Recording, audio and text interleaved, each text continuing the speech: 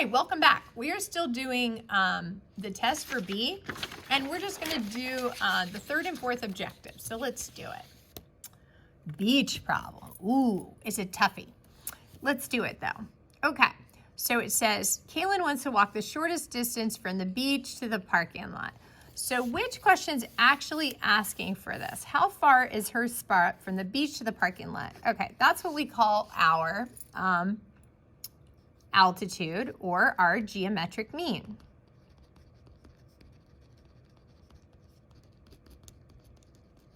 Okay, so we usually make that X. And we can solve for that, I think. So I'm not sure though, which of these is bigger. So I'm gonna actually redraw the picture. So it's more obvious which one is bigger or smaller. Okay, so you have 80 here, 60 here, and it looks like this is my baby, right? This is my small one. This is my teen. Hopefully you're using the strategies, right?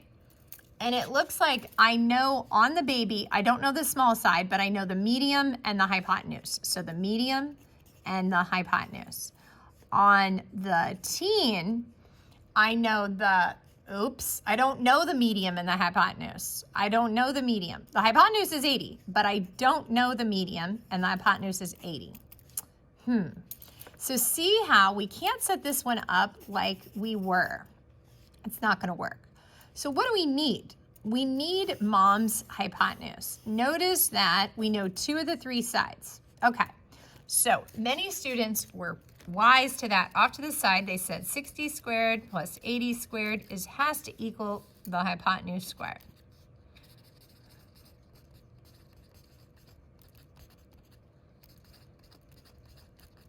Okay, so hypotenuse squared is equal to 10,000, and when I take the square root, I get the hypotenuse is equal to 100. Okay, so that's gonna help me restart this question. Okay, so I couldn't set up corresponding sides because I had different sides, but now I know every side of the mom, so I should be able to grab the corresponding part that I want. Okay, now, what do we got here? On the baby, I know the medium side and the hypotenuse, back to where I started. So on the mom, the small side, the medium side is 80, and the hypotenuse is 100. So this should work to solve for the geometric mean, okay? So I'm gonna copy that down to part B, because that's this one we would solve. X over 80 is equal to 60 over 100. Okay, now I'm gonna set up this other one. How far would her place on the beach be from the refreshment stand? Okay, so her place is right here on the beach. How far would it be from the refreshment stand? So that's this part. They're asking for this. So whenever they ask for something else, I'm gonna call that Y. That looks like the medium size of the teen. So I'm gonna set up a ratio, medium side of the teen and that, or wait a minute, didn't we solve for X? So maybe we should go ahead and solve for X and then we can just use Pythagorean theorem. Okay, let's do it. So I'm gonna cross multiply.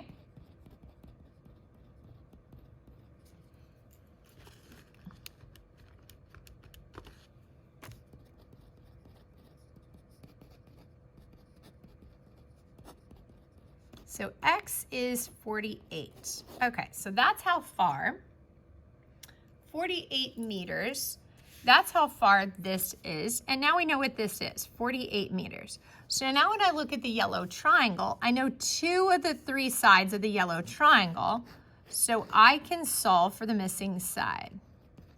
Okay, but be careful, I have the hypotenuse, but not one of the sides. So I think this is the small side, so we'll do that.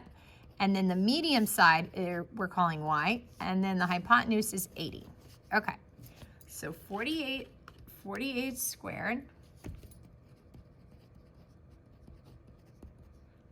80 squared, right?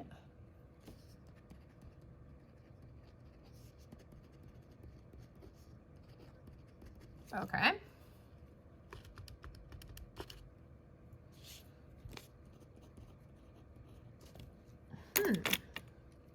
Now, last step, we'll take the square root of both sides. Ooh. And we get 64.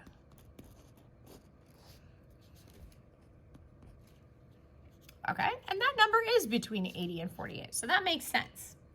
Okay, let's go to the next problem. So that's my beach problem. Ooh, this is a side splitter, so we're gonna set this up. Side, bottom, side, bottom. We're gonna set this up. 10 over 3x minus 5 is equal to 8 over x plus 10.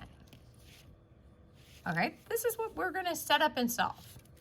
So we're gonna cross multiply. All right, let's put my paper back. So I'm gonna do 10 times x plus 3. 10 times x, 10 plus x times x plus 10, and 8 times 3x minus 5. Okay, set that up, and now let's solve.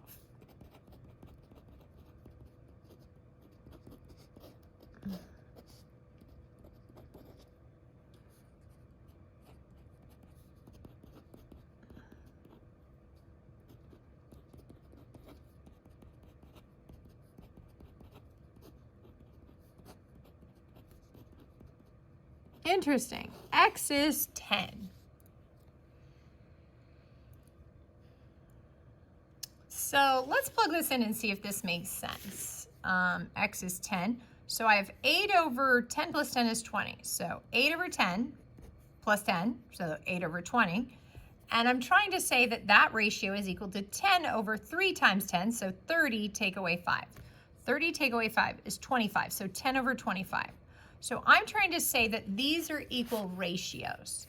8 over 20 is equal to 10 over 25. Let's verify that. Let's just see if they are the same decimal.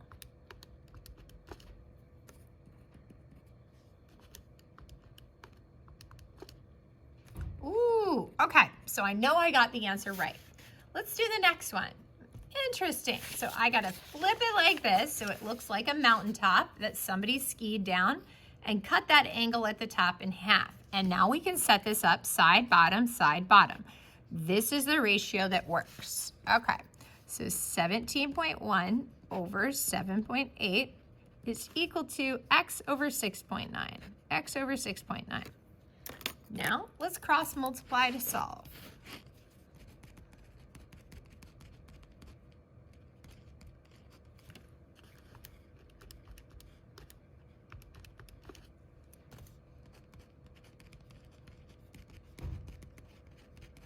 Okay, so I got 17.1 times 6.9. And now I'll divide by 7.8.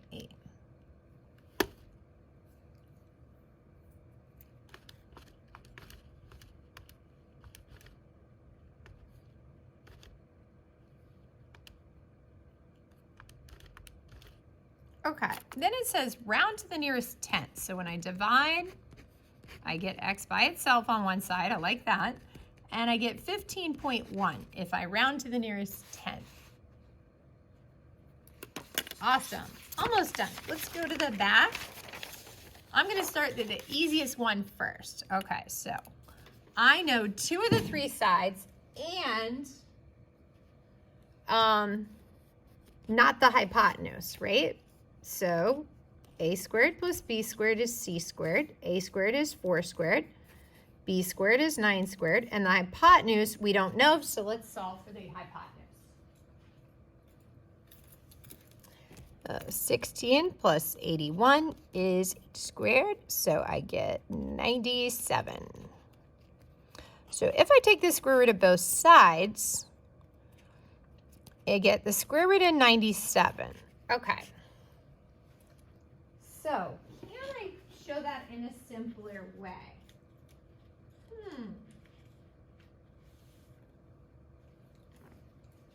Let's take a look. I kind of got to look at my prime numbers and decide, is there another number inside that could? Well, I think those are just, that's as simple as it gets. So, if I take the square root of 97, you could turn it into a decimal, but there's really no need to because it says leave it in simplest radical form. But you should get a number around 9.8. And that number 9.8 actually makes sense. It's a little longer. Okay? Next, this one's different. I'm not solving for the hypotenuse. I know the hypotenuse, so it looks like I'm solving for b. So a plus b squared is the hypotenuse squared, right? A is 5, b is, I don't know. Hypotenuse is 16. 16 squared. Okay. So we did a couple of these in class today. Hopefully you're getting the better hang of this. So b squared is equal to 231, but we need to know what b is. So b is equal to the square root of 231, and I would take that. Now, can that be reduced? Your answer is actually no. It can't be reduced any smaller. So that's my final answer. But we could turn it into decimal to check to see if it makes sense. So it's about 15.2. And so when we plug that back in, that makes sense. It's a little less than 16. Okay, last question. We need to fix. Ooh, this is 45. So that has to be 45. But that doesn't really help me. Or does it? I know that if those angles are equal, these two sides are equal. And so I'll make x what I don't know, and both sides are the same unknown value. They should be equal to each other. Okay, so let's do a squared and b squared and c squared. So a squared plus b squared is hypotenuse squared. You can call it c or h, it doesn't matter. So this one's x, and I square it. That one's x, and I square it. And the hypotenuse is 26. Let's square it. All right, so I have 2x squareds.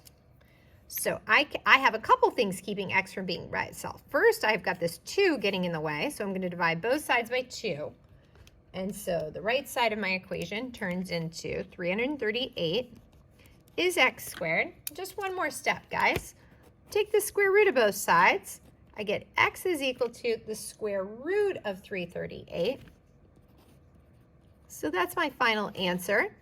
Now, what would it look like as a decimal? About 18.4. So 18.4, 18.4. That number sounds pretty reasonable, right? Can this be simplified? Well, the answer is actually yes. So you did have an opportunity. This would be hard to find. But it actually has the number 13 times 13 inside of it. And I knew that because this is a pattern where half of the hypotenuse would be a perfect inside of here. Okay, so 13 times 13. This number is a multiple of this number. So let's find that out. 338 divided by 13. Ooh, divided by another 13, 2. Interesting. So 338 divided by 2 is actually a perfect square, 169. So this could be rewritten. The square root of 338 is 169. That's our perfect. Times the square root of 2, because 169 times 2 is 338. Okay, so this is a true statement. This is equal to that. And then we can rewrite this. The square root of 169 is 13. So you would have gotten 5 bonus if you wrote your answer in simplest radical form. Thanks for joining us.